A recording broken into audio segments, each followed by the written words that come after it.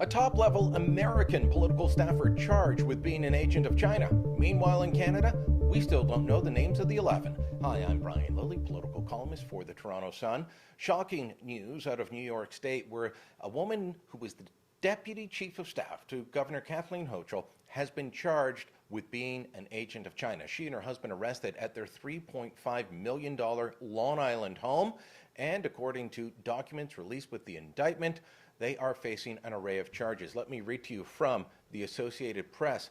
Prosecutors said Sun, at the request of Chinese officials, blocked representatives of the Taiwanese government from having access to high-level officials in New York State, shaped New York governmental messaging to align with the priorities of the Chinese government, and attempted to facilitate a trip to China for a high-level politician in New York, who, her husband, Chris Hu, is charged with money laundering, conspiracy to commit bank fraud, and misuse of means of identification. This is a bombshell. This is a top-level government official. Deputy Chief of Staff is a pretty important job. They handle a lot of files. They can have a lot of sway inside a government, like the governor of New York. This woman's now been charged and is facing a long time in jail if convicted. So is her husband. Here in Canada, we know that there was an attempt to interfere in our elections. All we know is that, well, it didn't affect the overall outcome. That's all they will tell us.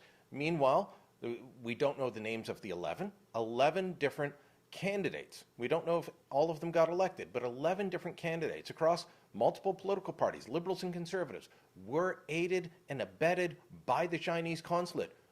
We don't know their names. Maybe they don't even know they're part of the conspiracy. But voters should get to know more than that, and people should face charges.